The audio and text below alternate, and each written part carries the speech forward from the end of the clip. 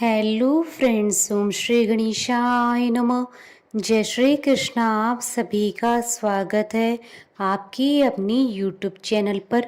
Friends, आज हम आपको इस वीडियो में बताने जा रहे हैं अनंत चतुर्दशी, जिसे अनंत चौदस के नाम से भी जाना जाता है, का शुभ मुहूर्त, पूजा विधि, महत्व, अनंत चतुर्दशी के नियम और अनंत सूत्र बांधने के नियम और अनंत चतुर्दशी की कथा के बारे में।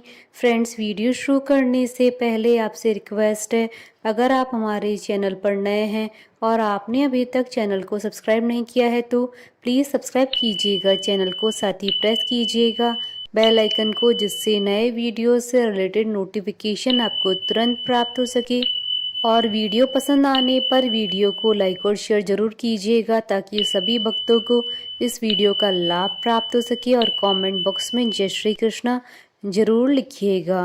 भाद्रपद मास के शुक्ल पक्ष की चतुर्दशी को अनंत चतुर्दशी कहा जाता है। अनंत चतुर्दशी व्रत का हिंदू धर्म में बड़ा महत्व है। इसे अनंत चौदस के नाम से भी जाना जाता है। इस व्रत में भगवान विष्णु के अनंत रूप की पूजा होती है। इस दिन भगवान विष्णु की पूजा के पश्चात बाजू पर अनंत सूत्र बांधा जाता है। ये कपास या रेशम से बने होते हैं और इसमें 14 गांठें होती है।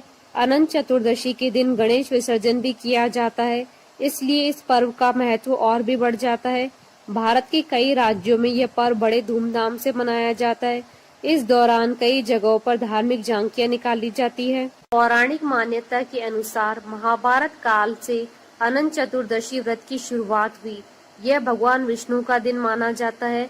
अनंत भगवान ने षष्ठी के आरंभ में 14 लोकों तल, अतल, वितल, सुतल, तलातल, रसातल, पाताल, भू, भुव, स्व, जन, तप, सत्य, म की रचना की थी।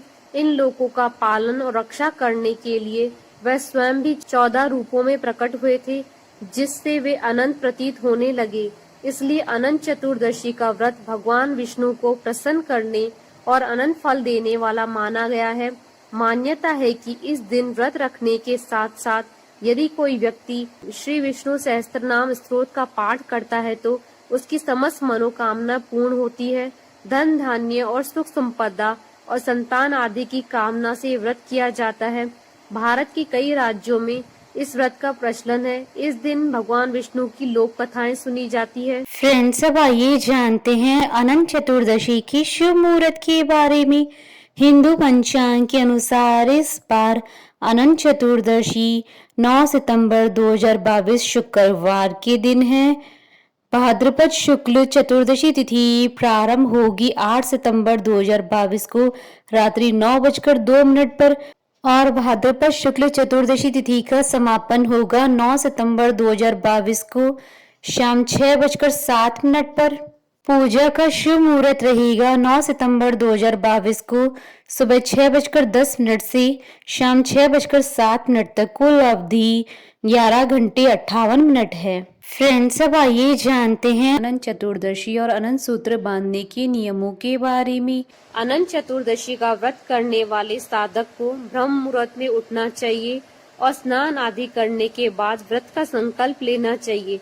इस दिन भगवान विष्णु, माता यमुना और शेषनाग जी की पूजा की जाती है, इसलिए उनकी पूजा अवश्य करें। अनंत चतुर्दशी के दिन भगवान विष्णु के साथ कलश रूप में माता यमुना और दूर्वा के रूप में शेषनाग जी को स्थापित करें। इस दिन अनंत सूत्र भी धारण किया जाता है, इसलिए पूजा के समय 14 गांठों वाला अनंत धागा भगवान विष्णु के चरणों में अवश्य रखें।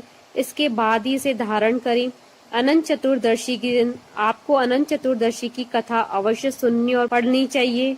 यदि आपने अनंत चतुर्दशी का व्रत किया है तो आपको इस दिन झूठ बिल्कुल भी नहीं बोलना चाहिए, ना ही किसी की निंदा करनी चाहिए। अगर आपने अनंत चतुर्दशी के दिन व्रत किया है तो आपको अनंत धागे को साल भर अवश्य बांधना चाहिए। यदि आप ऐसा नहीं कर सकते हैं तो कम से कम 14 दिन तक जरूर बांधें।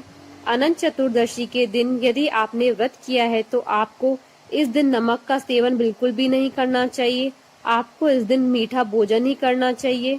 इस दिन आपको सिर्फ एक ही समय भोजन करना चाहिए, क्योंकि अनंत चतुर्दशी के व्रत में केवल पारण के समय ही भोजन किया जाता है।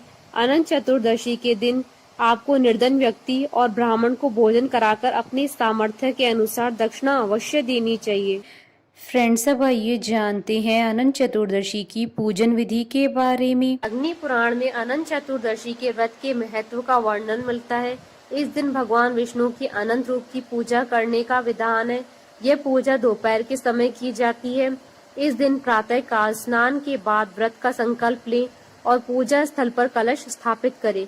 कलश पर अष्टदल कमल की तरह बने बर्तन में पुष्प से निर्मित अनंत की स्थापना करें, या आप चाहें तो भगवान विष्णु की तस्वीर भी लगा सकते हैं।